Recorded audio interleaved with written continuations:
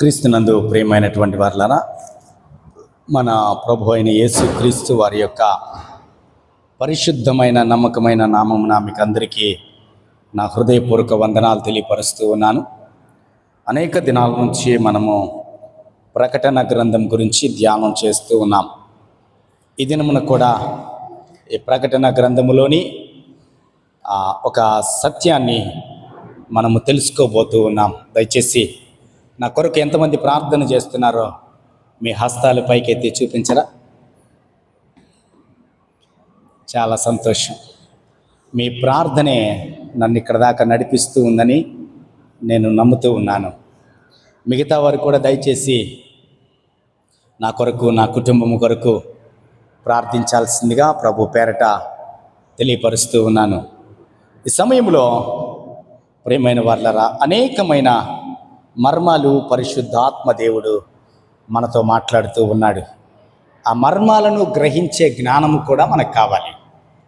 కాబట్టి మీరు కూడా ప్రార్థనలో ఆ రీతిగా మీరు మాట్లాడుతున్న మర్మాలను బట్టి, దేవా అవి మాకు అర్థమవులాగున సహాయమును దయచేయమని దేవుని సన్నిధిలో అడగండి. ఎంతమందికి ఈ యొక్క ప్రకటన గ్రంథము అర్థమవుతుందో చెప్పగలరా? అందరికి అర్థమవుతుందా? ఎందుకంటే అర్థం కాంది నేను అరిసినా కానీ అది వ్యర్థం. కాబట్టి అర్థమవుతుందా ప్రకటన గ్రంథం? అమ్మ, మీకు అర్థం కాకపోతే నన్ను మరలా మీరు అడగచ్చు. ఎందుకనంటే ఈ చివరి దినాల్లో ఈ ప్రకటన గ్రంథము ద్వారా సంఘాన్ని దేవుడు సిద్ధపరుస్తున్నాడు. మీకేమైనా సందేహాలు వస్తే మీరు వాటిని నా దగ్గర, మీ గృహాలకు వస్తున్నాను కదా, మీతో నేను కొంత సమయాన్ని వెచ్చించడానికి అవకాశం ఉంది. కాబట్టి మీకున్న సందేహాలు తీర్చుకోండి. అంతేగాని మీరు చక్కగా వినేసి పాస్టర్ గారు అడిగితే ఏమనుకుంటాడో అని అనుకోకండి. ఎందుకనంటే ఈ తరానికి, అంటే ఇప్పుడు మనం మాట్లాడుకుంటున్న ఈ ప్రకటన గ్రంథాన్ని ఇంకా మరలా మాట్లాడుకోవడానికి మనకి అవకాశం ఉంటుందో ఉండదో తెలియదు.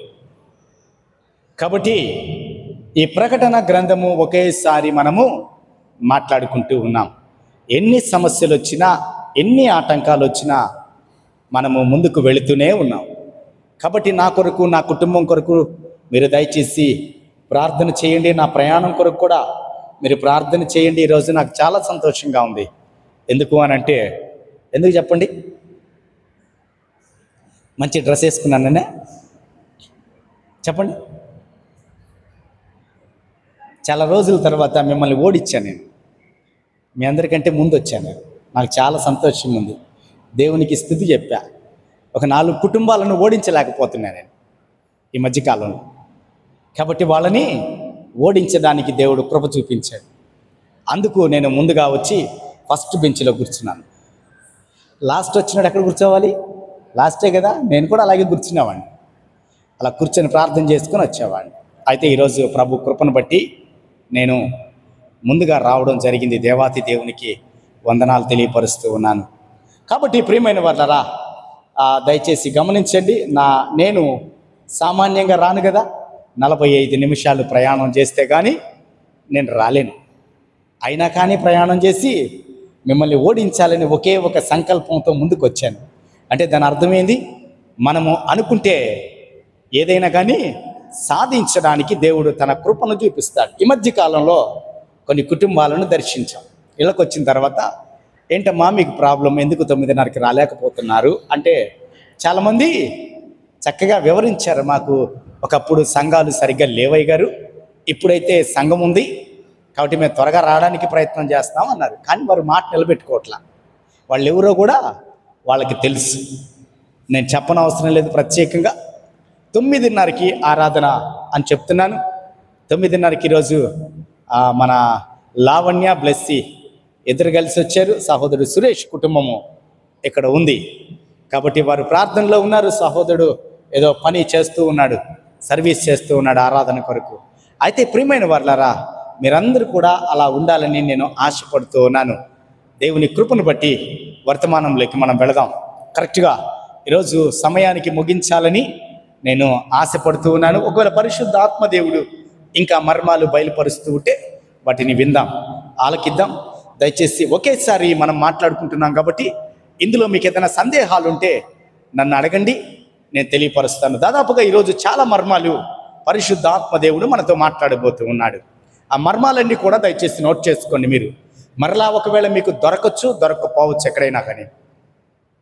కాబట్టి ఈ సమయంలో లేఖన భాగములో ఒకసారి ఈ మాటను మనం చదువుకుందాం. 5వ దూత బూర ఊదినప్పుడు ఆకాశము నుండి భూమి మీద రాలిన యొక్క నక్షత్రమును చూచితిని. అగాధపు యొక్క తాళపు చెవి అతనికి ఇయ్యబడిను. అతడు అగాధము తెరవగా పెద్ద కొలిమిలో నుండి లేచు పొగ వంటి పొగ ఆ అగాధములో నుండి లేచెను. ఆ అగాధములోని పొగ చేత సూర్యుని వాయుమండలమున చీకటి కమ్మెను. ఆ పొగలో నుండి మిడతలు భూమి మీదకి వచ్చెను. భూమిలో ఉండు తేళ్లకు బలమున్నట్టు వాటికి బలము ఇవ్వబడెను. మరియు నొసళ్ళ యందు దేవుని ముద్రలేని మనుష్యులకే తప్ప భూమిపైనున్న గడ్డికైనను ఏ మొక్కలకైనను మరి ఏ వృక్షమునకైనను హాని కలుగజేయకూడదని వాటికి ఆజ్ఞ ఇయ్యబడెను. మరియు వారిని చంపుటకు అధికారము ఇయ్యబడలేదు గాని 5 నెలల వరకు బాధించుటకు వాటికి అధికారము ఇయ్యబడెను. వాటి వలన కలుగు బాధ తేలు మనుష్యుని కుట్టినప్పుడు బాధ వలె ఉండును. ఆ దినములలో మనుష్యులు మరణమును వెదుకుదురు గాని అది వారికి దొరకనే దొరకదు. చావవలెనని ఆశపడుదురు గాని మరణము వారి యొద్ద నుండి పారిపోవును. చాలమ్మా, చదువుదామా ఆ మాట కూడా, ఇంకోటి కూడా, ఎందుకు అది బ్యాలెన్స్, అది కూడా చదివి. ఆ మిడతల రూపములు యుద్ధమునకు సిద్ధపరచబడిన గుర్రములను పోలియున్నవి, బంగారము వలె మెరయు కీర్తముల వంటివి వాటి తలల మీద ఉండెను.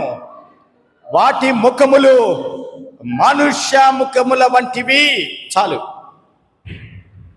నెక్స్ట్ వీక్ మిగతాది ధ్యానం చేద్దాం. ప్రియమైన వారులారా, జ్ఞాపకం చేస్తూ ఉన్నాను, 5వ ముద్ర కాడికి వచ్చేసాం మనం. అవునా? చెప్పండి అమ్మా, మీరు డౌట్గా చూస్తే 5వ ముద్ర బోరా ఏమ్మా? ముద్ర బోరా? నేను అడుగుతూ ఉంటాను, మీరు దాన్ని కరెక్ట్గా ఆన్సర్ చేయాలి. ముద్రే కదా, బోరా. కాబట్టి పెద్ద బోర ఊదిందంట. 5వ బోర ఊదగా ఏమైందమ్మా? ఆకాశము నుండి భూమి మీద రాలిన యొక్క నక్షత్రమును చూచి తిని.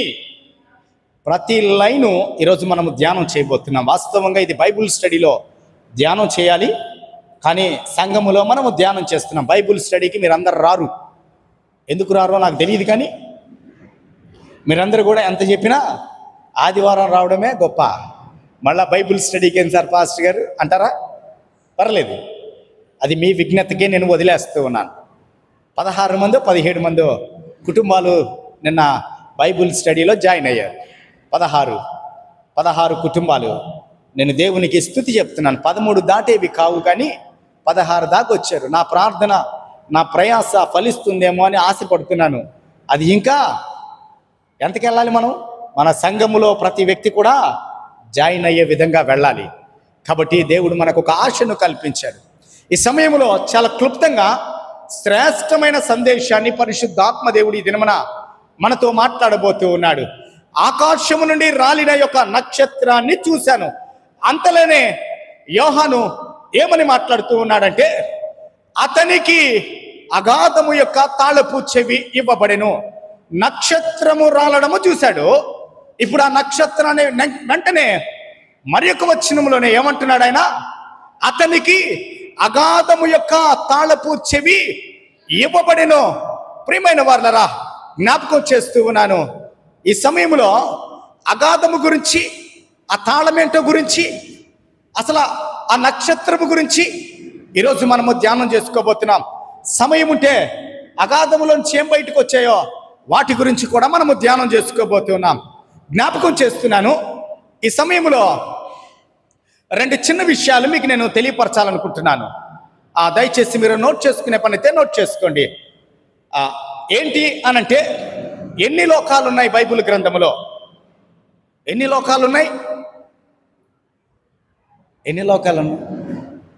మీరు చెప్పలేదు సార్ ఇంకా మాకు. 3 లోకాలు ఉన్నాయా? 3 లోకాలు ఉన్నాయి తెలుసుకొని చెప్తున్నారా?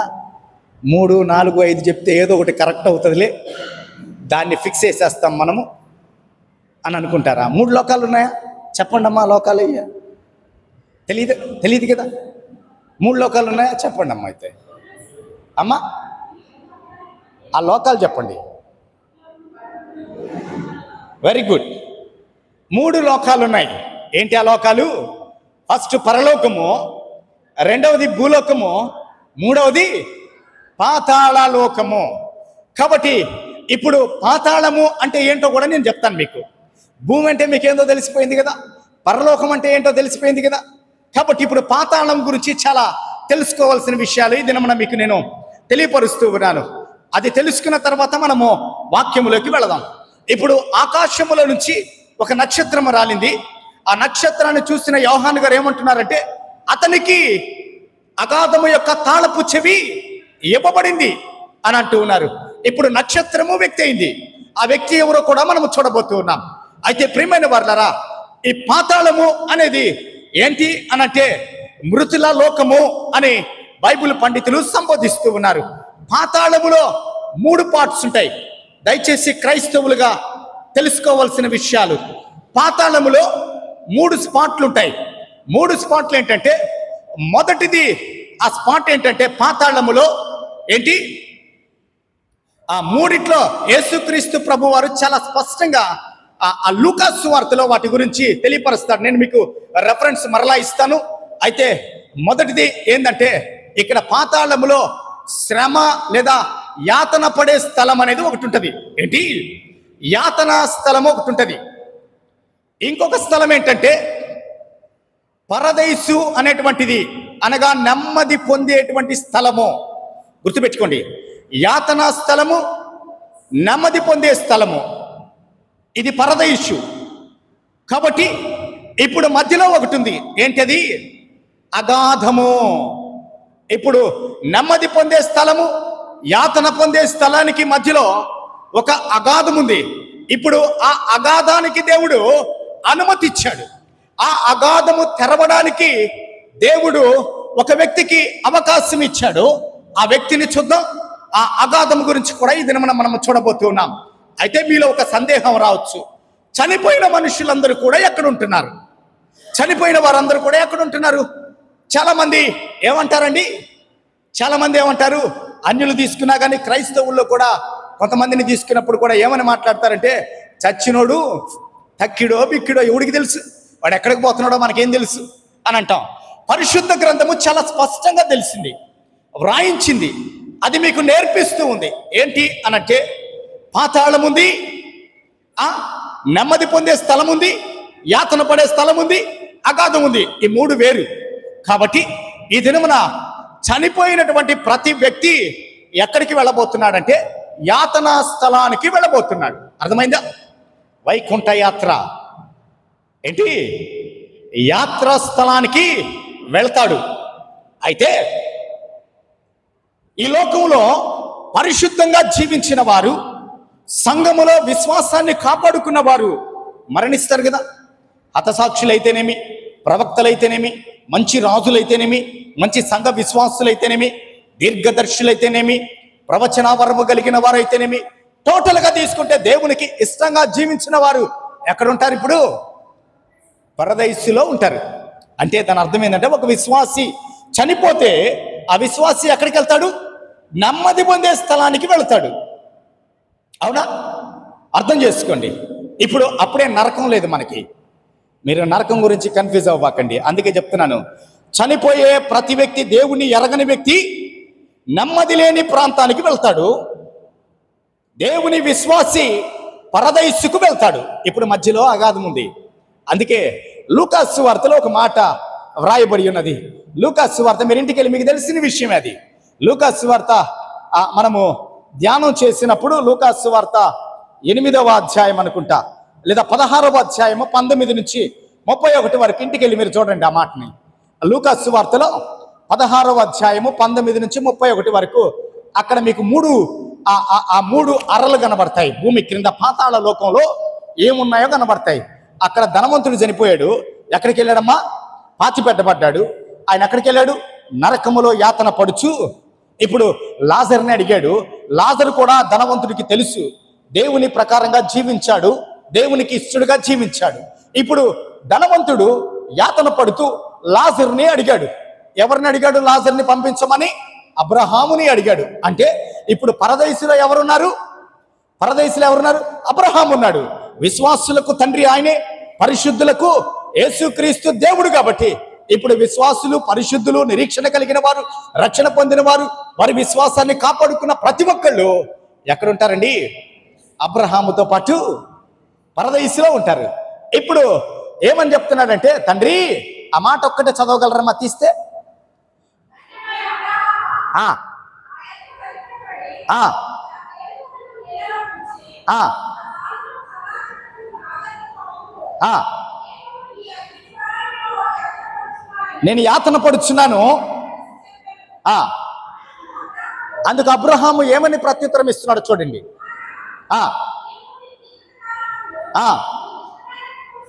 నీవు నీ జీవిత కాలములో నీకు ఇష్టమైనట్టే బ్రతికావు.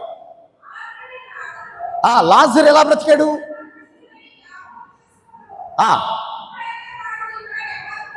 ఇప్పుడు అక్కడ నెమ్మది పొందుతున్నాడు, పరదేశులో నెమ్మది పొందుతున్నాడు లాజరు.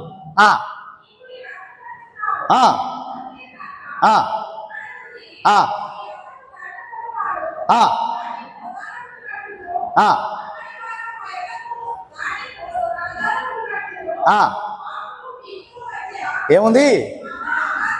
ఏముందమ్మా? ఇప్పుడు మహాగాధం ఉందంట. మేము మీ దగ్గరికి రాలేము, ఇంకా మీరు మా దగ్గరికి రాలేరు. ఇంకా ఎప్పుడు రాగలిగారు వాళ్ళు? పాతాళ లోకములోకి వెళ్ళక ముందు భౌతిక దేహాలు కలిగినప్పుడు బాబు యేసుక్రీస్తు నమ్ముకున్నాయన అంటే కొట్టారు. బాబు చర్చికి రానాయన అంటే వీడికి ఏం పని లేదు, ఊరక చర్చికి రమ్మంటే నాకు ఎన్నో పనులు ఉన్నాయా అన్నాడు. బాబు ప్రార్థనకి రా అంటే నీకేనా సమయం ఉండేది, నాకు సమయం లేదు అని మాట్లాడాడు. సువార్త ప్రకటిస్తే ఏమని మాట్లాడారు? నా దేవుణ్ణి తిట్టారు, నన్ను తిట్టారు, కొట్టారు, జైలులో వేయించారు. ఇప్పుడు చెప్పండి, నువ్వు ఇంకా నా దగ్గరికి రాలేవు. చాలా క్లారిటీగా మాట్లాడుతున్నాడు అబ్రహాం. అక్కడ మనకు అర్థమైందా? అబ్రహాం ఏమంటున్నాడు? మీరు మా దగ్గరికి రాలేరు, మేము మీ దగ్గరికి రాలేము. అది మా చేతుల్లో లేదు. ఒకప్పుడు మీ దగ్గరికి మేము వచ్చాం. ఎలా వచ్చామో? కరపత్రికలు పట్టుకుని వచ్చాం. నా క్రీస్తు పరలోక రాజ్యములో మనకి నెమ్మదిని ఇవ్వబోతున్నాడు, నువ్వు నరకానికి వెళ్ళకూడదని నాకు బాధ్యత ఇచ్చి పంపించాడు అని మాట్లాడితే అప్పుడు హేళన చేసావు, అవమానంగా మాట్లాడావు. చచ్చిన తర్వాత ఎవడికెవడరా పొరా అని మాట్లాడావు. ట్రోల్ చేసావు, నన్ను ఇష్ట ప్రకారంగా గొర్రెలన్నావు, ఇష్ట ప్రకారంగా బర్రెలన్నావు, ఆవులన్నావు, నీ నోటికి వచ్చినట్లుగా దూషించావు. ఇప్పుడు ఎక్కడున్నావు? జాగ్రత్త. 3 లోకాలు, 3 కాలాలు, ఇవన్నీ కూడా మనం తెలుసుకోబోతూ ఉన్నాం. ఇప్పుడు చనిపోయిన తర్వాత ఒక విశ్వాస యాత్రను కొనసాగించిన తర్వాత ఎక్కడ ఉంటాడో, ఒక దుర్మార్గుడు ఎక్కడ ఉంటాడో మనకు అర్థమైపోయిందా? ఇప్పుడు చెప్పండి, ఆదరణ కూటాల్లో వాడు ఫుల్లుగా తాగి ఉంటాడు, అవునా? ఒకడు చచ్చిపోతాడు, కుటుంబం అంతా క్రైస్తవ కుటుంబమే, వాడిని ఎప్పుడు గుడికి రమ్మన్నా రాడు. వాడు ఏదో చెప్తాడు, కారణం ఏదో చెప్తాడు, చనిపోయాడు. ఇప్పుడు చనిపోగానే పాస్టర్ గారు వచ్చి ప్రార్థన చేయాలి, భూస్థాపన చేయాలి. పాస్టర్ గారు అక్కడికి వచ్చి భూస్థాపన చేయడం వల్ల ఆయన పరలోక రాజ్యానికి ఏమన్నా వెళ్తాడా? పాస్టర్ గారికి ఏమన్నా పర్మిషన్ ఉందా పరలోక రాజ్యానికి చెప్పడానికి? ఇంకెవరికి పర్మిషన్ లేదు. పాస్టర్ గారు వస్తాడు, భూస్థాపన చేస్తాడు. ఎందుకు అనంటే పాస్టర్ గారు కానీ భూస్థాపన చేయకపోతే అయిపోయినట్టే పాస్టర్ గారి సీన్. పాస్టర్ గారిని టార్గెట్ చేస్తారు. కాబట్టి మనోళ్ళు మంచివాళ్ళు వెళ్ళండి. కాబట్టి ఈ సమయంలో ఇప్పుడు పరిస్థితి ఏంది? ఆయన గురించి కొంతమంది చెప్తారు. ఏమని చెప్తారో తెలుసా?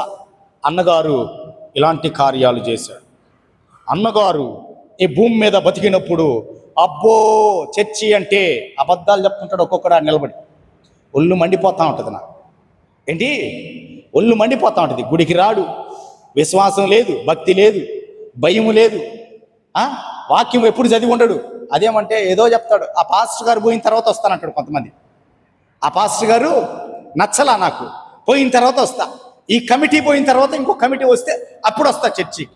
ఈ లోపల చేస్తే ఆడికెళ్తావు? అర్థమైపోయిందిగా, చెప్పండి ఆ మాట. ఎవరైనా మన గృహాల్లో ఉంటే, చర్చికి రాని వాళ్ళు ఉంటే, బాబు నువ్వు దేవుని దగ్గరికి రాకపోతే నువ్వు ఎక్కడుంటావు తెలుసా? లూకా సువార్త 16వ అధ్యాయం 19 నుంచి 31 మధ్యలో ఉంటావు నువ్వు అని చెప్పాలి మనం. అవునా? మనకు తెలిసిపోయిందా? కాబట్టి ప్రియమైన వారలారా, జాగ్రత్త కలిగి క్రైస్తవుడు జీవించాలి. జాగ్రత్త కలిగి దేవుని నామాన్ని క్రైస్తవుడు అనుసరించాలి. ఈ సమయంలో ఇంతటితోటి ఈ వర్తమానాన్ని నేను ఆపుతూ ఉన్నాను. ఇంకొంచెం డెప్త్లోకి వెళ్ళామంటే మనము డైవర్ట్ అయిపోతాం. ఇప్పుడు మనము చదవబడిన లేఖన భాగంలోకి వెళదాం. ఏంటి ఈ లేఖన భాగము? 5వ దూత బోర ఊదినప్పుడు ఆకాశము నుండి భూమి మీద రాలిన ఒక నక్షత్రమును చూచితిని. అగాధము యొక్క తాళపు చెవి అతనికి ఇయ్యబడును. అతడు అగాధము తెరవగా పెద్ద కొలిమిలో నుండి లేచు పొగ వంటి పొగ ఆ అగాధములో నుండి లేచెను. ఆ అగాధములోని పొగ చేత సూర్యుని వాయుమండలమున చీకటి కమ్మెను. ఆ పొగలో నుండి మిడతలు భూమి మీదకి వచ్చెను. భూమిలో ఉండు తేళ్లకు బలమున్నట్టు వాటికి బలము ఇయ్యబడిను. ప్రియమైన వారలారా, జ్ఞాపకం చేస్తూ ఉన్నాను, ఈ సమయంలో అగాధపు తాళము దేవుడు ఎవరికిచ్చాడు అనంటే యెషయా గ్రంథము 14వ అధ్యాయములో ఈ మాట వ్రాయబడి ఉన్నది. మీకు నేను తర్వాత లేఖన భాగాల్లో నోట్ చేసుకోండి దయచేసి. ఎవరు చదవకండి ఈ మాటలు. ఎందుకు ఈ మాటలు నేను తెలియపరుస్తూ ఉన్నానంటే, ఈ మాటల ద్వారా మనము దేవుని యొక్క సత్యాన్ని తెలుసుకోబోతున్న 14వ అధ్యాయము యెషయా గ్రంథము 12వ వచనములో ఉంది. కాబట్టి ప్రియమైన వారలారా, ఈ తాళము ఎవరికి ఇవ్వబడింది అనంటే ఒక చిన్న మాట చదవగలరా?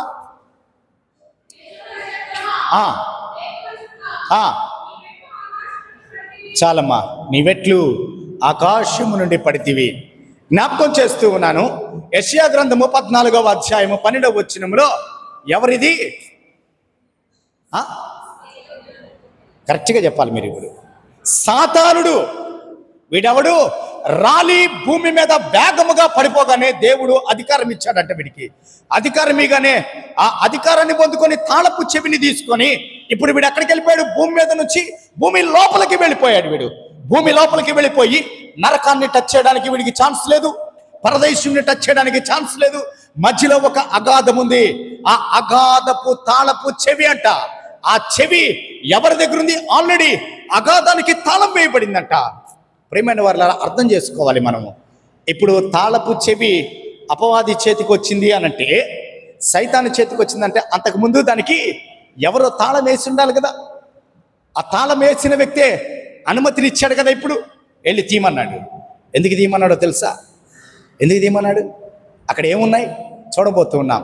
3 బోర్ల గురించి ఊదినప్పుడు రాబోయే 3 బోర్ల గురించి చాలా ఘోరమైన విపత్తులు ఈ భూప్రపంచం మీద మనిషికి సంభవింపబోతున్నట్లుగా పరిశుద్ధ లేఖన భాగం మనకి తెలియపరుస్తూ ఉంది. ప్రియమైన వారలారా, జ్ఞాపకం చేస్తూ ఉన్నాను, ఈ సమయంలో మనము మెలకువ కలిగి జాగ్రత్త కలిగి జీవించాలి. ఇప్పుడు అగాధము యొక్క తాళపు చెవి తెరవబడింది. అగాధము యొక్క తాళపు చెవి తెరవబడిన తర్వాత అగాధములోంచి ఫస్ట్ ఏమొచ్చిందమ్మా? అమ్మా, అక్కడ ఏమేమి ఉన్నాయి? అగాధంలో ఏమేమి ఉంటాయి? ఏమున్నాయి అక్కడ? ఇప్పుడు ఫస్ట్ బయటికి వచ్చేవి మాత్రమే మనకు కనబడతాయి. అవునా? బయటికి వచ్చేవి మాత్రమే మనకి కనబడతాయి. లోపల ఏమున్నాయో మనకి తెలియదు. అయితే దేవుడు ఆజ్ఞాపిస్తూ ఉన్నాడు. ఏమని ఆజ్ఞాపిస్తూ ఉన్నాడు అనంటే, చదువమ్మా, ఓపెన్ చేయగానే ఫస్ట్ ఏమొచ్చిందమ్మా? పెద్ద కొలిమిలో నుండి లేచి బయటికి వచ్చేటువంటి పొగలాగా అగాధములో నుంచి పొగ బయటకు వచ్చిందట. అప్పుడు ఆ పొగ ఏం చేసింది?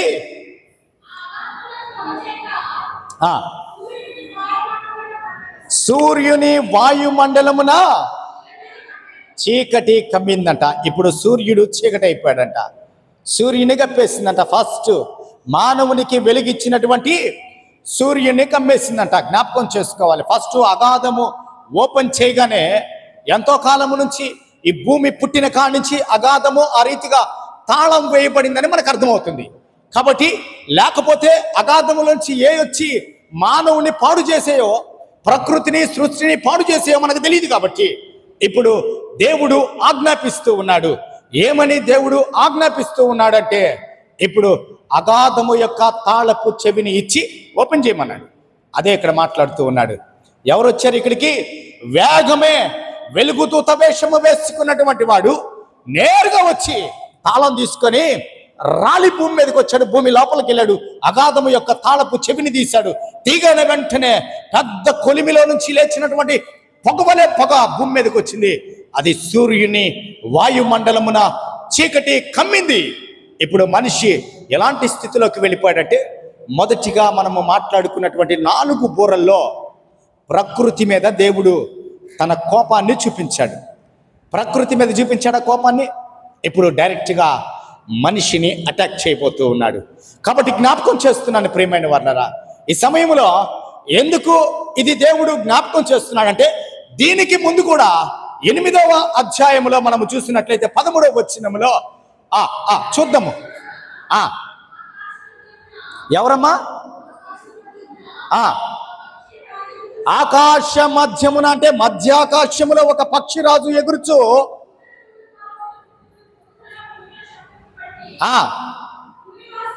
భూనివాసులకు అయ్యో అయ్యో అయ్యో అని గొప్ప స్వరముతో, అయ్యో ఈ బాధలు మనుష్యులు తట్టుకోలేని స్థితిలో వీరు అనుభవించబోతూ ఉన్నారు. కాబట్టి ఈ భూలోకములో ఉన్నటువంటి ప్రతి మనిషికి శ్రమ. ఎంత హెచ్చరిక అండి ఇది! ఈ హెచ్చరికకు కూడా మానవులు లోబడకపోతే మానవుని స్థితి ఏమవబోతుందో ఇప్పుడు మనం చూడబోతున్నాం. ఈ భూమిలో నుంచి ఏమొచ్చాయి బయటికి? తర్వాత ఏమొచ్చాయమ్మా?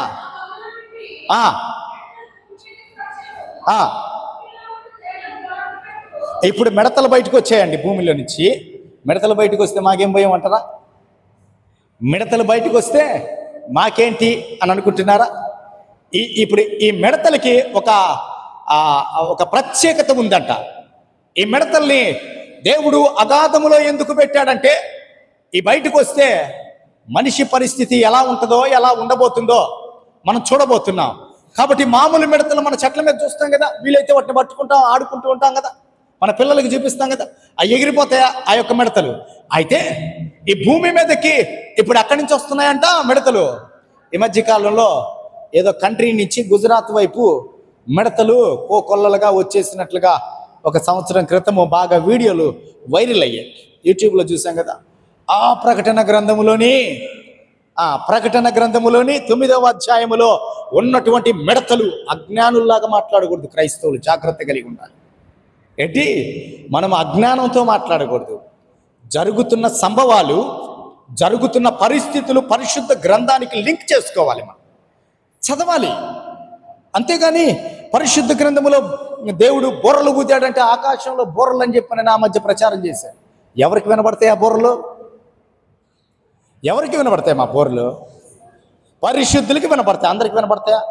వాడు పోయి వీడియో తీశాడంటే అది యూట్యూబ్లో పెట్టాడు, దాన్ని వైరల్ చేసి దేవుని రాకడ సమీపమైంది జాగ్రత్త కలిగి. నీకు అంత సినిమా లేదు. దేవుడు ఆల్రెడీ హెచ్చరిస్తూనే ఉన్నాడు. ఎవరికి వినబడుతుంది బోర్ర? కడబోర్ర శబ్దము, ఆర్భాటముతోనూ ప్రధాన దూత శబ్దముతోనూ ఆయన రాబోతున్నప్పుడు ఎవరికి వినబడుతుంది? క్రైస్తవ విశ్వాసికి, ఆత్మలో మెలకువ ఉన్నవాడికి మాత్రమే. భార్యాభర్తలు విశ్వాసులైతే వారిద్దరికి వినబడుతుంది. కుటుంబం మొత్తము విశ్వాసములో ఉంటే వినబడుతుంది. కాబట్టి బిడ్డలు రక్షణలో లేకపోతే వినపడదు, భర్త రక్షణలో లేకపోతే వినపడదు, భార్య రక్షణలో లేకపోతే వినపడదు, తల్లిదండ్రులు రక్షణలో లేక బిడ్డలు రక్షణలో ఉంటే వినపడదు. జాగ్రత్త. రక్షణ అనేది వ్యక్తిగతము. కాబట్టి ప్రియమైన వారలారా, కుటుంబము కొరకు ఈ దినమున మనం ఎంత కష్టపడుతున్నామండి. నా భార్య నా బిడ్డని పోషించాలని, బిడ్డల్ని ఉన్నతమైన స్థితిలో నిలబెట్టాలని దివారాత్రులు కష్టం చేస్తూ ఉంటాం. అడిషనల్ ఇన్కమ్ కొరకు కూడా ప్రయాసపడుతూ ఉంటాం. కానీ మన బిడ్డలు రక్షణలో ఉంటే ఒకేసారి మనము ఎత్తపడతాం. అది ఎంత ధన్యత అండి. ఇప్పుడు భూమి మీద ఉన్న వ్యక్తికి ఇంతకుముందు నేను మీకు తెలియపరిచాను. స్తుతి చెప్పడము, ప్రార్థన చేయడము, ఈ రెండు మాత్రమే భూమి మీద ఉన్నటువంటి విశ్వాసకి ఇవ్వబడింది. అర్థమైందా? పరదేశంలో ఎవరున్నారండి? ఎవరి ఆత్మలు ఉన్నాయి పరదేశంలో? ఇప్పుడు మనం చూసాం కదా, పరిశుద్ధుల ఆత్మలు ఉన్నాయి, విశ్వాసుల ఆత్మలు ఉన్నాయి. ఇప్పుడు వీరేం చేస్తారండి? ప్రార్థన మాత్రమే చేస్తారంట, స్తుతి చెప్పరంట. ఏంటి? వీరు ప్రార్థన చేస్తారు, భూమి మీద ఉన్నవారు ప్రార్థన స్తుతి రెండు చేస్తారంట. పరలోకములో ఓన్లీ స్తుతియే. ఎంత ధన్యత ఇచ్చాడండి దేవుడు మనకి. మనం ప్రార్థన చేయాలి, స్తుతి చెప్పాలి. భూమి కింద ఉన్నవారు ప్రార్థన మాత్రమే చేస్తారంట పరదేశంలో వారు. పరలోకంలో స్తుతి మాత్రమే ఉంటుంది, ప్రార్థన లేదు. ఇంకా ప్రార్థన ఉంది, స్తుతి ప్రార్థన రక్షించబడిన విశ్వాసికి దేవుడు ఇచ్చాడు. అనేక మార్లు ఈ మాటలు నేను తెలియపరుస్తున్నాయి, కొత్త ఏం కాదు. కాబట్టి ప్రియమైన వాళ్ళరా, ఇప్పుడు భూమి మీదకి ఏమొచ్చాయి? అగాధపు తాళపు చెవిని తీగనే రెండవదిగా భూమి మీదకి ఏమొచ్చాయమ్మా? మిడతలు దండుగా వచ్చాయంట. మనం చూసే మిడతలు వేరు, ఈ మిడతలు వేరు. వీటికి ఒక ప్రత్యేకత ఉందట ఈ మిడతలకి. కాబట్టి ప్రియమైన వాళ్ళరా, జ్ఞాపకం చేస్తూ ఉన్నాను, చదువమ్మా మిడతల గురించి. భూమిలో తేళ్లకు బలముండునట్లు వాటికి బలము ఇవ్వబడిను, మరియు నొసలయందు ముద్రలేని మనుషులకే తప్ప భూమికైనను, భూమిపైన గడ్డికైనను, ఏ మొక్కలకైనను, మరి ఏ వృక్షమునకైనను హాని కలుగ చేయకూడదని వాటికి ఆజ్ఞ ఇవ్వబడిను. మరియు వారిని చంపుటకు అధికారము ఇవ్వబడలేదు, బాధించుటకు మాత్రమే అధికారము ఇవ్వబడిందంట. ప్రియమైన వారి జ్ఞాపకం చేస్తున్నాను, ఆ నిర్గమాకాండము 10వ అధ్యాయము 14వ వచనములో ఐగుప్తు దేశం మీదకి దేవుడు 10 తెగుళ్ళు పంపించాడు కదా. ఆ తెగుళ్లలో ఒక తెగులు ఆ ఈజిప్ట్ మీదకి ఏమొచ్చాయండి? మిడతల దండు వచ్చాయి. మిడతల దండు వచ్చిన తర్వాత మోషే అహరోనులను పిలిపించి, ఎక్కడ చూసినా మిడతలు ఉన్నాయా? బెడ్రూమ్లో చూసినా మిడతలు ఉన్నాయి, స్నానం చేసే రూమ్లో చూసినా మిడతలు ఉన్నాయి, ఎక్కడ చూసినా తినే తిండిలో మిడతలు ఉన్నాయి, వండుకునేటువంటి పాత్రల్లో మిడతలు ఉన్నాయి, పడుకునే దగ్గర ఉన్నాయి, లేచే దగ్గర ఉన్నాయి, అడుగు పెట్టే దగ్గర ఉన్నాయి. కాబట్టి అయ్యా, మీ దేవుని యొక్క ఈ మహాసైన్యాన్ని మేము తట్టుకోలేకపోతున్నాం, కాబట్టి మీరు దయచేసి ప్రార్థన చేయండి అని అన్నారు. ఇవి ఆ మిడతలు కాదు. ఈ మిడతలు ఎక్కడ ఉన్నాయండి? ఈ ఐగుప్తులో ఉన్న మిడతలు ఎవరి దగ్గరికి వెళ్ళాయి? ఎవరి దగ్గరికి వెళ్ళాయి? ఐగుప్తీయుల దగ్గరికి వెళ్ళాయి. ఇశ్రాయేలు గోషేను ప్రాంతంలో ఉంటే వారి దగ్గరికి వెళ్ళాయా? వెళ్ళలా. ఇప్పుడు దేవుడు చాలా క్లారిటీగా మాట్లాడుతున్నాడు. చూడమ్మా, ఇక్కడ ఒక మాట ఉంది, చూడు. మరియు నొసలయందు దేవుని ముద్ర లేని మనుష్యులకే తప్ప భూమిపైనున్న గడ్డికైనను, ఏంటి? భూమిపైనున్న గడ్డికైనను, ఏ మొక్కలకైనను, మరి ఏ వృక్షమునకైనను హాని కలుగ చేయకూడదని వాటికి ఆజ్ఞ ఇచ్చాడంట. పాతాళములో ఉండే వాటికి కూడా దేవుడు ఆజ్ఞ ఇస్తే పాటిస్తాయి. భూమి మీద ఉండే మనం మాత్రం పాటించాం. 10 ఆజ్ఞలు ఇచ్చాడా దేవుడు? నేను తప్ప వేరే దేవుడు నీకు ఉండకూడదు. పైన ఆకాశం అందే కానీ, క్రింద భూమి అందే కానీ, భూమి క్రింద నీళ్ళ ఎందే కానీ ఉండు దేని రూపమునైనను నువ్వు చేసుకోకూడదు. విగ్రహాలు నువ్వు పూజించకూడదు. ఏంటి? వాటికి సాగిలపడకూడదు. ఎన్ని ఆజ్ఞలు? 10 ఆజ్ఞలు ఇచ్చాడు కదా. యేసుక్రీస్తు ప్రభు వారు మత్తయి సువార్త 5వ అధ్యాయంకి వచ్చినప్పుడు ధన్యతలు ఇచ్చారు కదా, అవునా? ఆ ధన్యతలు కూడా హృదయ శుద్ధి గల వారు ధన్యులు, వారి దేవుణ్ణి చూస్తారు. 10 ఆజ్ఞలు ఇస్తే మనిషి పాటించలా, కానీ కొలిమిలో నుంచి బయటకు వచ్చాయంట. ఎక్కడి నుంచి? గడాంధకారములో నుంచి బయటకు వచ్చాయంట. అగాధ స్థలములో నుంచి బయటకు వచ్చినట్టుకి ఏం చెప్పాడు దేవుడు? జాగ్రత్త, నొసళ్ళ యందు ముద్రించబడినటువంటి వారికి ఏ హాని మీరు తలపెట్టకూడదు చెప్పడంతోనే ఇప్పుడు వాటికి సమయం ఎంత ఉందండి? చాలా తక్కువగా ఉంది సమయము చాలా తక్కువగా ఉంది. కాబట్టి చక్క వాటి పనిని ప్రారంభించేశాయి. ఇప్పుడు విశ్వాసికి కూడా చాలా సమయము తక్కువగా ఉంది. కాబట్టి విశ్వాసి కూడా ఏం చేయాలండి? ఏం చేయాలి? నిద్రపోవాలా? మనం ఏం చేస్తున్నాం? ఆదివారం ఆరాధన అయిపోగానే పోయి నిద్రపోయి సాయంత్రం లేచి మధ్యాహ్నం వండుకున్నది ఏమన్నా ఒకరు తగ్గిందో లేదో కొలత చూసుకొని ఇది మిగతాది కూడా 7 గంటలకల్లా దాంట్లో వేసేసి అప్పుడు ఏదైనా కుటుంబ ప్రార్థన ఉంటే ప్రార్థన చేసేసి రే పండుకొని నిద్రపోండి. ఇంకా వీలైతే ఏదైనా మంచి సినిమానో మంచి సీరియల్లో పెట్టుకొని చక్కగా పాస్టర్ గారు వస్తున్నాడంటే టక్కన ఆపేసి వందనాలు బ్రదర్ అని చెప్పుకొని అంతే కదా. అపవాదికి సమయం కొంచెమే, వాడు ప్రయత్నం చేస్తున్నాడు. ఇప్పుడు అపవాదికి సమయం కొంచెం అంటే నీకెంత ఉంది? చాలా ఉందా? నీకు కూడా ఎంత ఉంది? చాలా కొంచెం ఉంది. ఈ కొంచెం సమయంలో క్రైస్తవ విశ్వాసం ఏం చేయాలి? ఏం చేయాలమ్మా? మెలకువ కలిగి ప్రార్థించాలి, సిద్ధపడాలి, అనేక మందిని సిద్ధపాటుకు గురి చేయాలి, అనేక మందిని సిద్ధపరచాలి. కుటుంబంలో వ్యతిరేకంగా మాట్లాడే వారిని కూడా మనము వారి కొరకు ప్రార్థన చేసి సిద్ధపాటు కలిగి జీవించాలి. ఇప్పుడు మిడతలు బయటకు వచ్చాయండి. ఈ మిడతలు బయటకు వచ్చిన తర్వాత నొసళ్ళయందు ముద్రించబడిన వారికి దేవుడు చెప్తున్న మాట చూడండి. మరియు నొసళ్ళయందు దేవుని ముద్ర లేని మనుషులకే తప్ప భూమికైనను గడ్డికైనను ఏ మొక్కలకైనను మరి ఏ వృక్షమునకైనను హాని కలుగ చేయకూడదని వాటికి ఆజ్ఞ ఇవ్వబడిను. కానీ ఈజిప్ట్లో ఉన్నటువంటి మిడతలు వచ్చాయి కదా, ఆ మిడతలు ఏం చేసాయి? పొలాల్లోకి వెళ్ళిపోయాయి, వారి పంట అంతా తినేసాయి, ఫలవృక్షాల మీదకి ఎక్కాయి. వాళ్ళ ఫలవృక్షాలన్నింటినీ కూడా ఆకులు గీకులు మొత్తం తినేసాయి. వారికి కలిగినటువంటి పచ్చని ఆకుకూరలు తినేసాయి, పంటలను తినేసాయి, పైరులు తినేసాయి, అక్కడున్న గడ్డి మొక్కలను తినేసి క్షామము దేశములో రగిల్చాయి. ఇవేం చేస్తున్నాయండి ఈ మిడతలు? భూమి మీదకి వచ్చిన ఈ మిడతలు ఎలా వచ్చాయండి? ఏమని చెప్తున్నాడు దేవుడు? ఈ మిడతలు ఏం చేస్తున్నాయి? గడ్డికైనను వృక్షాలకైనను దేనికి పచ్చని కూర మొక్కలకు కూడా హాని చేయకూడదు. అలాగే నొసళ్ళయందు దేవుని ముద్ర వేసిన వారికి కూడా హాని తలపెట్టకూడదు. ఇప్పుడు ఎవరికి? యేసుక్రీస్తుని విసర్జించిన వారికి దేవుని యొక్క శ్రమ దేవుడు అనుమతితో పంపించబోతూ ఉన్నాడు. జాగ్రత్త కలిగి మనం ఆ రీతిగా దేవుని సన్నిధిలో సిద్ధపడతాం. ప్రియమైన వారలారా, జ్ఞాపకం చేస్తున్నాను, ఈ సమయంలో తాళ్లకు బలమున్నట్టుగా వాటికి బలము ఇయ్యబడెను. కాబట్టి ప్రియమైన వారలారా, 5వ వచనము, వాటికి చాలా డిఫరెంట్గా దేవుడు వాటికి ఆజ్ఞ ఇచ్చాడు. ఏంటి? మనుషులకు హాని చేయకూడదు. ఎవరికి హాని చేయకూడదు? దేవుని ముద్ర నొసళ్ళయందు ఉంది కదా. ఆ రాత్రి దేవుడు ఫైనల్ ట్రీట్మెంట్ ఈజిప్ట్కి ఇవ్వబోతూ ఉన్నప్పుడు, ఆ రాత్రి దేవుని సంహార దూత ఐగుప్తు దేశం మీద సంచారం చేస్తూ ఉన్నప్పుడు దేవుడు ఐగుప్తీయులలో నుంచి ఇశ్రాయేలీల్ని వేరుపరిచి చాలా చక్కగా చెప్తాడు మోషే చేత. ఏమనంటే, ఈ రాత్రి మీరు పస్కాను ఆచరించండి, గొర్రె పిల్లను వధించండి, తినండి, సిద్ధపడండి, అన్ని సర్దుకోండి.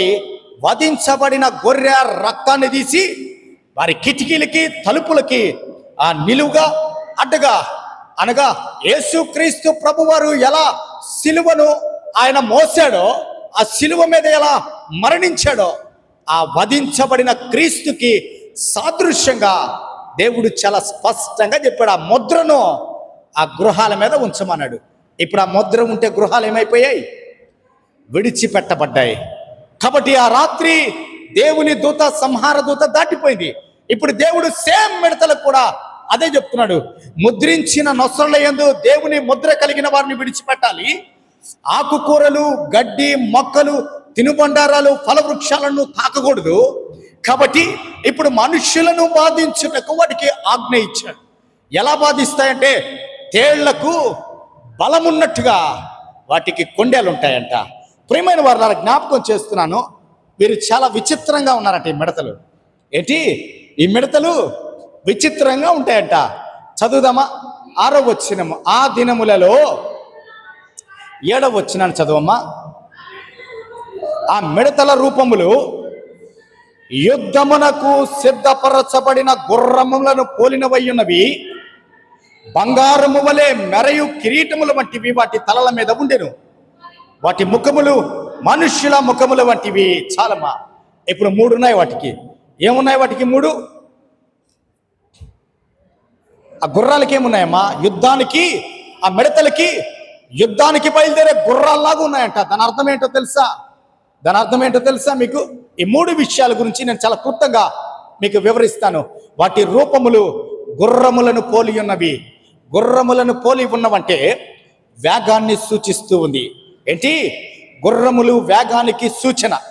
కాబట్టి గుర్రము యుద్ధానికి సూచన. వేగముతో, తనకున్న సమయము 5 నెలలే కాబట్టి చాలా వేగముతో భూప్రపంచం మీద దాడి చేయబోతుంది. యేసుక్రీస్తు రక్షణలో లేని వారి మీద, యేసుక్రీస్తుని వ్యతిరేకించిన వారి మీద, నిర్లక్ష్యంగా ఉన్నటువంటి క్రైస్తవుల మీద కూడా చాలా వేగంగా దాడి చేయబోతుంది.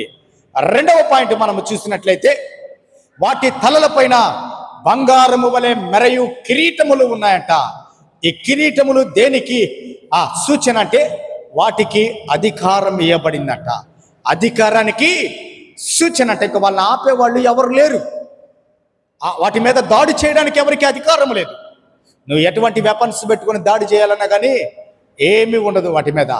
నువ్వు ఫ్లైట్ మీద నుంచి బాంబులు కురిపించిన, లేదా నువ్వు వెపన్స్ పెట్టి దాడి చేసిన, టెక్నాలజీని యూజ్ చేసి మానవుడు వాటి మిడతల మీద ఏదైనా దాడి చేయాలని చూసినా కానీ ఏం కాదు. ఎందుకంటే వాటికి కిరీటాలు ఉన్నాయంట. అంటే దేవుని అధికారాన్ని అవి కలిగి ఈ భూమి మీదకి వచ్చాయంట. మూడవది, మనుష్యుల ముఖాల వంటి ముఖాలు వాటికి ఉన్నాయంట. ఎలాంటి ముఖాలు ఉన్నాయి? మనుష్యుని యొక్క ముఖము వలె వాటి ముఖాలు ఉన్నాయంట. అంటే దాని అర్థం ఏంటంటే, మనుష్యునికి ఉన్నటువంటి వ్యక్తిత్వము వాటికి ఉందంట. అవి మంచి చెడు కూడా ఆలోచించగలవట. ఏ సమయంలో ఎవరి మీద దాడి చేయాలో కూడా వాటికి తెలుసంట. ఏ మనిషి ఎక్కడ దాక్కుంటాడో కూడా వాటికి తెలుసంట. ఏ మనిషి ఏ ప్రదేశానికి పారిపోయాడో కూడా వాటికి తెలుసంట. మనిషికి ఉన్నటువంటి వ్యక్తిత్వము కూడా ఆ మిడతలకు ఇవ్వబడినట్లుగా లేఖన భాగాన్ని మనము చూస్తున్నాం. ప్రియమైన వారలారా, జ్ఞాపకం చేస్తూ ఉన్నాను, ఈ సమయంలో దేవుని వాక్యాన్ని మనము ధ్యానం చేస్తూ ఉన్నాం. మరి కొద్ది నిమిషాల్లో వాక్యాన్ని నేను ముగించబోతున్నాను. ఈ మిడతలకు ఉన్నటువంటి అధికారం ఏంటంటే, వారిని కుట్టడం మాత్రమే.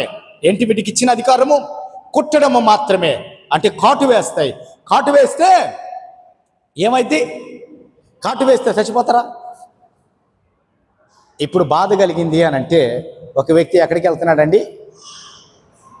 బాధ కలిగిందంటే ఒక వ్యక్తి దేన్ని ఆశ్రయిస్తాడమ్మా?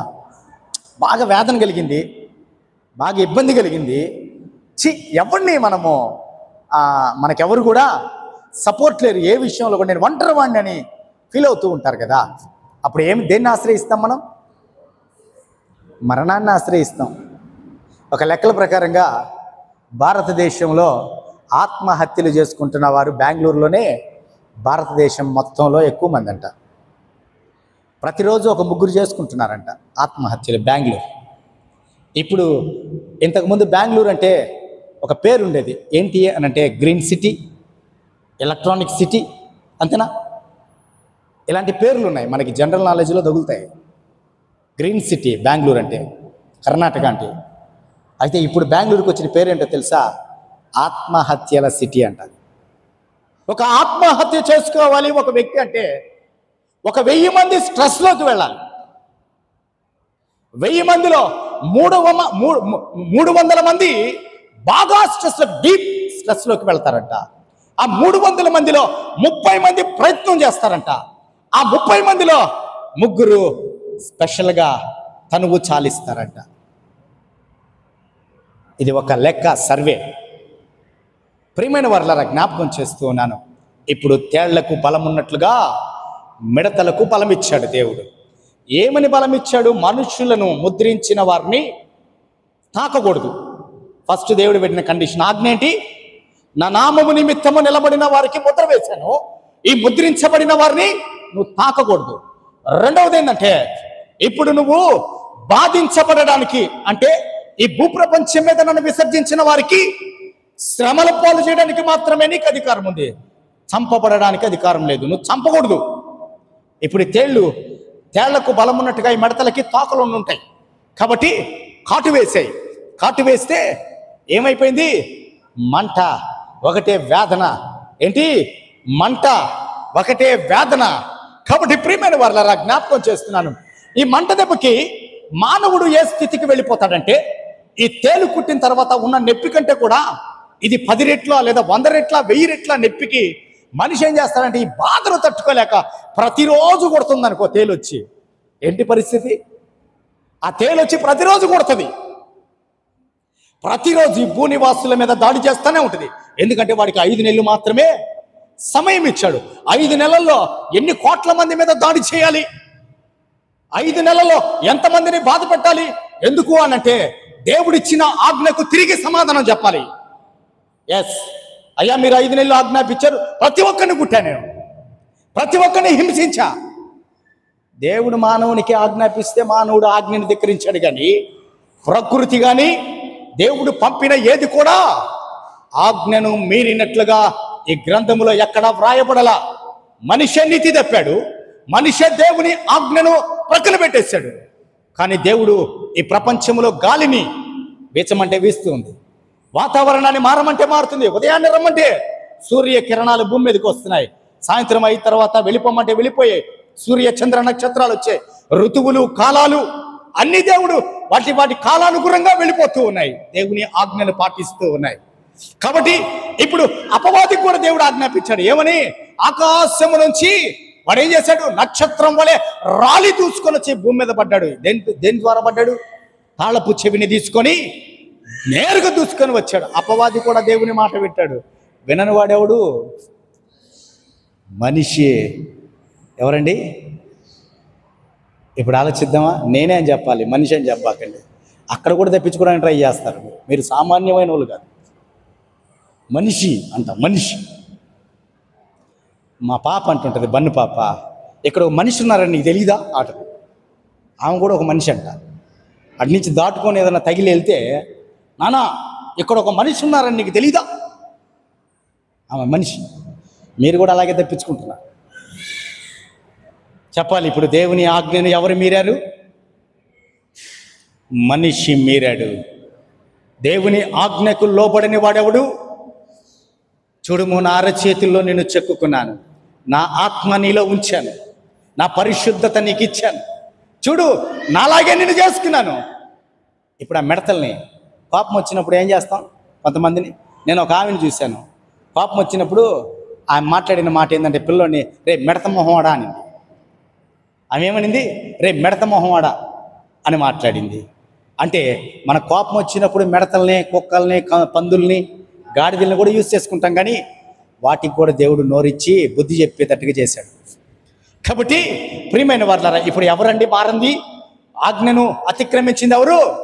ఎవరు?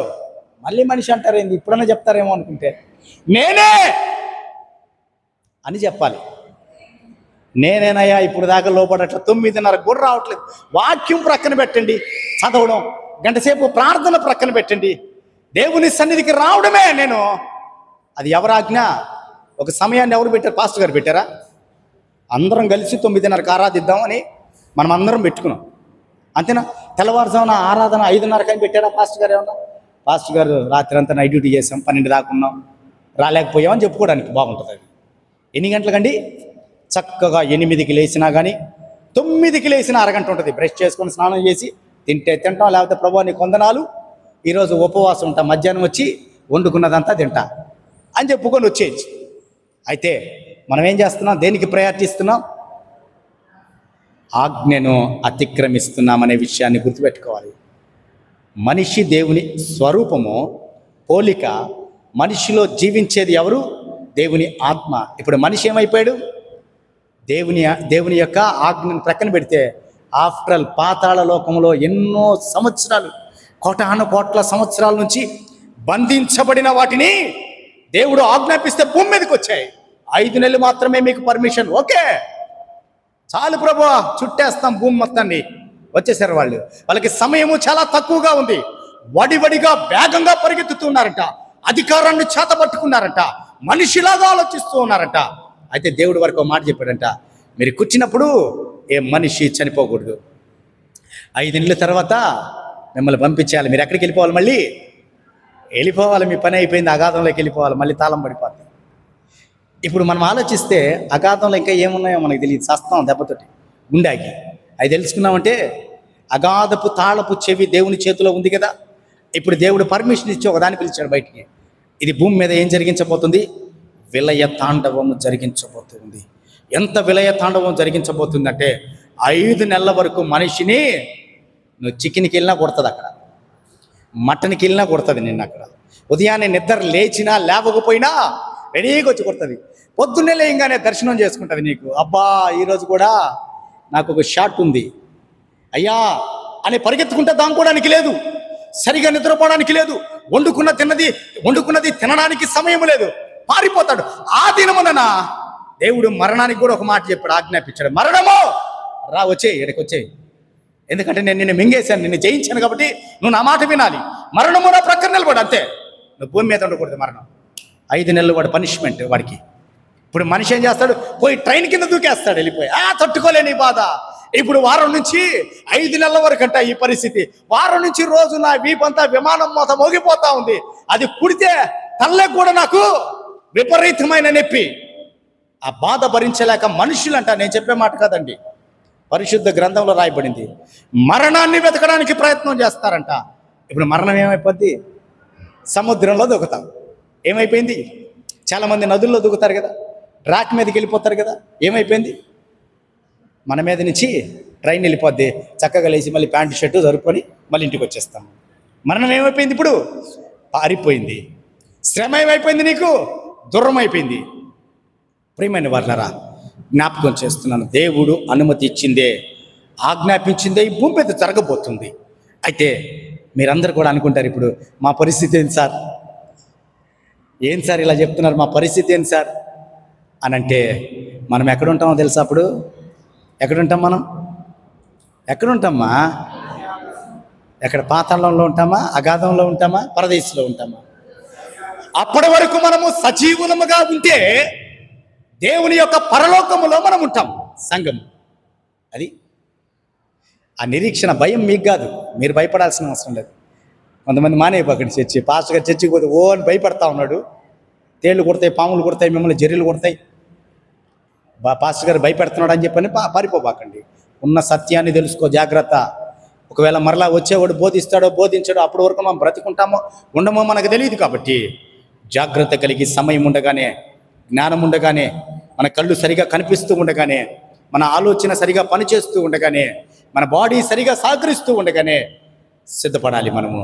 కడబోర శబ్దము మ్రోగిన తర్వాత సంఘము ప్రభుతో ఉంటుంది. ఏంటి? ప్రభుతో ఉన్నప్పుడు భూమి మీద విడిచిపెట్టబడినటువంటి అనేక మంది విశ్వాసుల యందు దేవుడు నొసళ్ళ మీద ముద్ర వేస్తాడంట. యేసుక్రీస్తుని అంగీకరించకుండా తృణీకరించి వారి ఇష్టానుసారంగా జీవించిన వారి యొక్క పరిస్థితి ఏంటంటే, అగాధపు తాళపు చెవిని దేవుడు అనుమతినిచ్చాడు. అగాధంలోంచి మడతలు బయటకు వచ్చాయి. 5 నెలల వరకు మానవుని శ్రమ పెట్టడానికి వాటికి అనుమతిని దేవుడు ఇచ్చాడు. ప్రియమైన వారలారా, జ్ఞాపకం చేస్తున్నాను. ఇప్పుడు ఈ మిడతలు ఏంటి? ఈ మిడతలు ఏంటి చెప్పండి? ఈ మిడతలు ఏంటి? సైతాను గాడి యొక్క ప్రతిరూపాలంట, వాడి అనుచరులంట. సైతాను యొక్క అనుచరులంట. కనికరం ఉండదంట, జాలి ఉండదంట, దయ ఉండదంట, ఏ విధమైన సెంటిమెంట్ ఉండదంట. పుట్టిన బిడ్డను కూడా కుట్టిపడేస్తుందంట. ఏంటి? ముసలోడిని కూడా కుట్టిపడేస్తుందంట. కాబట్టి ఇప్పుడు దీనికి జాలి, కనికరము, దయ ఏమీ లేదు. కాబట్టి అందరి మీదకి ఇప్పుడు వాస్తవం చెప్పాలంటే, కొన్ని దినాల క్రితం దోమలు బాగా విపరీతంగా ఉన్నాయనుకొని వన్నుపాపను కొడుతున్నాయి, గబక్కన లేనిపోయిందని చెప్పి మేమేం చేసాం, గబగబా నెట్ ఒకటి కొనుక్కొచ్చుకొని దాన్ని చుట్టూ పెట్టుకున్నాం. దోమలు లోపలికి రాకుండా ఒక 2-3 సార్లు మధ్యరాత్రిలో లేచి దోమల బిడ్డకి కొట్టకుండా చేయడానికి లేచి బ్యాట్ని అలా అలా కొట్టేసి పడుకుంటూ ఉంటాం, ఇద్దరిలో ఎవరికైనా మెలకు వస్తే. అయితే రేపటి దినమున ఈ ఛాన్స్ ఉంటుందా? అంతే, ఈ పక్క నాకేసిందంటే ఆ పక్క ఆమెకు పడుతుంది, ఈ పక్క ఈమెకు పడుతుంది. ముగ్గురం కలిసి ఏకకంఠంతో ఏడవడం మొదలు పెట్టాలి. ఎప్పుడది? విడిచిపెట్టబడితే. జాగ్రత్త కలిగి మనము జీవించాలి. ప్రియమైన వారలారా, ఈ మిడతలకు ఇవ్వబడిన అధికారము 5 నెలలు. భూనివాసులను అవి బాధించడానికి దేవుడు అనుమతినిచ్చాడట. కాబట్టి ఈ సమయంలో దేవుని వాక్యాన్ని నేను ముగించబోతున్నాను. మరణాన్ని దేవుడు మానవునికి దూరం చేశాడంట. మరణాన్ని దేవుడు మానవునికి దూరం చేశాడు. కాబట్టి ఇప్పుడు మరణం కూడా భూమి మీద లేదు. యుద్ధాలు జరిగినా మరణం అనేది ఉండదు. యుద్ధాలు జరిగినా, హత్యలు జరిగినా, ఒకరిని ఒకరు ద్వేషించుకొని పెద్ద రోకల బండి తీసుకెళ్ళి కొట్టినా కానీ ఏమైపోద్ది? స్పాంజ్తో కొట్టినట్టు ఫీల్ అవుతుంటాడు అతను. భలే కొట్టావే. కోపం మాత్రం ఉంటుంది కానీ అతను తల మీద కొట్టాం. కానీ ఇంతకుముందు రోకల బండితో కొడితే ఏమైంది? తల పగిలిపోయింది, వాడు చచ్చిపోయాడు. ఇప్పుడు కొట్టించుకున్నవాడు చక్క నవ్వుతుంటాడంట. అరే భలే కొట్టావే, చక్కలిగిలిగా ఉందని. ప్రియమైన వారలారా, జ్ఞాపకం చేస్తున్నాను, ఇవి నా మాటలు కాదు. పరిశుద్ధ గ్రంథములో అంచె దినాల్లో సంభవింపబోతున్నటువంటి సంఘటనలు యోహాను గారికి దేవుడు చూపించి వ్రాయించి అవి మన చేతికి అందించాడు. కాబట్టి ఈ దినాల్లో మనము జీవించకూడదని సంఘానికి దేవుని పిలుపు. ఈ దినాల్లో మనం ఉండకూడదని క్రైస్తవ విశ్వాసికి దేవుని యొక్క పిలిపిది. కాబట్టి ప్రియమైన వారలారా, సమయం ఉండగానే, దేవుని వాక్యము మనకి వినబడుతూ ఉండగానే, దేవుని వాక్కులు మనము స్వాధీనం చేసుకోవడానికి అవకాశం ఉండగానే విశ్వాసాన్ని కాపాడుకుందాం. ప్రార్థనా జీవితం కలిగి జీవితం, నిరీక్షణ కలిగి పరలోకం వైపు పయనించడానికి ఒక మంచి తీర్మానము తీసుకొని ఈ లోక యాత్రను ముగించిన తర్వాత, ఒకవేళ దేవుని రాకడ ఆలస్యమయ్యే లోపల అనేక మంది చనిపోతే ప్రభు పిలుపుని అందుకొని పరదేశంలో ఉంటాం. దేవుని పిలుపు ఈ లోకం మీదకి రాకముందు మనం మరణిస్తే పరిశుద్ధులతో కలిసి సహవాసములో పరదేశంలో ఉంటామని వాక్యము తెలియపరుస్తుంది. ఒకవేళ అప్పటి వరకు మనము సజీవులుగా ఉంటే కడబుర్ర శబ్దము మ్రోగగానే ఇప్పుడు ఎవరు వెళ్ళిపోతారండి? అక్కడికి ఎవరు వెళ్తారమ్మా? సంఘం ఎత్తబడుతుంది. ఇప్పుడు ఎవరున్నారు? పరదేశు కూడా ఖాళీ అయిపోద్దమ్మా. పరదేశు కూడా ఖాళీ అయిపోద్ది. విశ్వాసులు ఖాళీ అయిపోతారు, పరదేశు ఖాళీ అయిపోద్ది. అదే కదా, సమాధుల్లో నిద్రించిన అనేకులు, అనగా సమాధి అంటే పాతాళము. పాతాళములో ఏముంటుంది? కంపుంటుంది. సమాధిలో ఏముంటుంది? కంపుంటుంది. ఇప్పుడు సమాధులు తెరవబడతాయి. ఏ సమాధిలో ఆ డెడ్ బాడీ పెట్టాడో అది ఆత్మరూపము ధరించుకునే పరదేశంలో నుంచి సమాధిలోకి వచ్చి, సమాధిలో నుంచి మధ్యాకాశములో సంఘముతో పాటు కలిసి దేవుణ్ణి స్తుతించడానికి పాటలు పాడుకుంటూ, ఇప్పుడు పాడాం కదా, సియోను పాటలు పాడుచు సంతోషముగా సియోను వెళ్ళడానికి మన పితరులను కలుసుకొని, ఎవరిని కలుసుకుంటామండి? మన పితరులంటే ఇప్పటి వరకు పరిశుద్ధ గ్రంథంలో చూసాం కదా, అబ్రహాం గారిని చూసాం, నోవాహు గారిని చూసాం, యాకోబుని, ఇస్సాకుని, ఆయన 12 మంది సంతానాన్ని చూసాం.